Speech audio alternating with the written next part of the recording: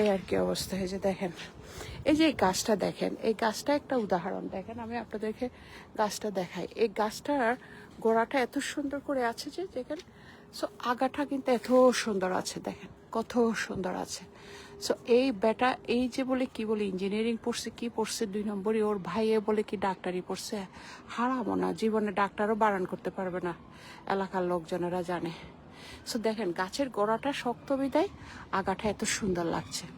আপনারা ভাই বোনরা বলেন, এই গাছের গোড়াটা যদি কেটে দেওয়া হয় তাহলে এই আগাটা এত সুন্দর হবে, এত এত নাইস হবে বলেন। সেটা কি লেখাপড়া করছে, কি করছে, বুড়া হচ্ছে, বয়স হচ্ছে 70-80 বছর বয়স হয়ে যাচ্ছে, খালি কচি মেয়ে ছাড়া আর কিছু বুঝে না। মেয়ে কি জীবন নাকি? একটা একটা মেয়ের জন্য কি একটা বেটাই কি জীবন নাকি? আবার একটা বেটার জন্য কি মেয়েই কি সব কিছু নাকি? এটা দরকার আছে, কিন্তু ওইটাই তো সব কিছু না। সব কিছু একটা সৌন্দর্য আছে। আমির খানে বিয়ে করছে না?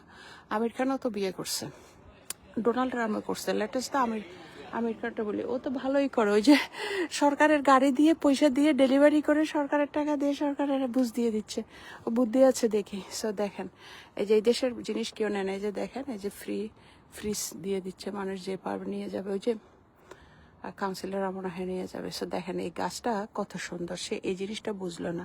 সো আমার বাচ্চাদের গাছের গোড়া ছিলাম আমি, সো সে গোড়াটা কাইটে দিয়ে আগাটা যদি এত সুন্দর করতে চাইছে, সে পারছে, পারে নাই।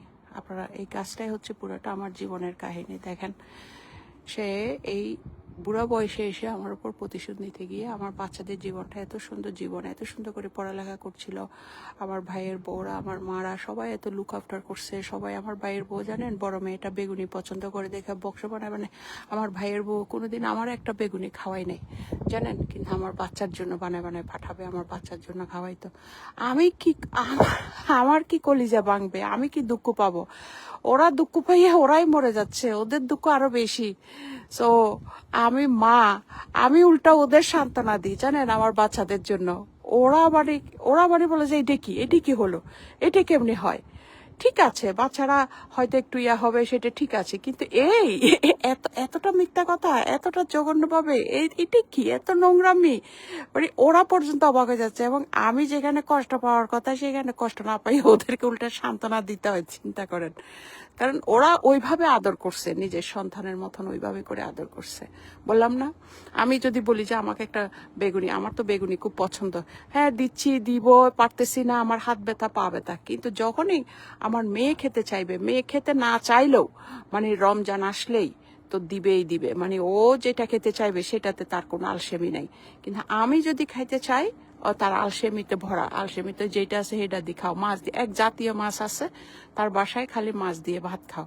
আমি জীবনে কোনোদিন মাছ খাই নাই কাটার জন্য, কিন্তু এখন বাধ্য হয়ে কি করব, ফ্রি খাওয়া ভাই বোন, মাংনা পাইলে কি না খাই আমরা বাঙালি। আজকে এত বছর ধরে খাইতেছি, কিছু করার নাই, মানে 3 জনের 4 জনের খাওয়া, আবার 2-3 দিনের খাওয়া একসাথে খেয়ে আসি, যে আমি 2 দিন আসবো না, 2 দিনের খাওয়া একসাথে খেয়ে আসি। অবিশ্বাস্য হলো, এটা সত্যি। কিন্তু আপনারা অনেকে হয়তো মনে করতেছেন আমি দুষ্টমি করতেছি, দুষ্টমি না, যার খাচ্ছি সে ভালো করে বুঝতেছে, ঠিক আছে, সেই জানে। সো আপনাদের তো অনেক খাওয়া আমি দেখাইছিও। সো আরেকদিন কোনো সময় হলে একদম লাইভে এসে দেখাবো। সো এই গাছটা দেখেন, গাছটা দেখে আরে সন্তানরা তোমরা যেখানে থাকো ভালো থাকো, তোমাদের সৎ মা নিয়ে ভালো থাকো, বাবা নিয়ে ভালো থাকো। দুনিয়াটা ক্ষণিকের দুনিয়া, তোমরা যেহেতু চয়েস করছো ওইভাবেই তোমরা ভালো থাকবে। সব ভালো থাকো, আল্লাহ তোমাদের ভালো রাখুক, সেই দোয়াই করি। কি আর করা, আর তো কিছু করার নাই, তাই না? যা হবার তো হয়ে গেছে।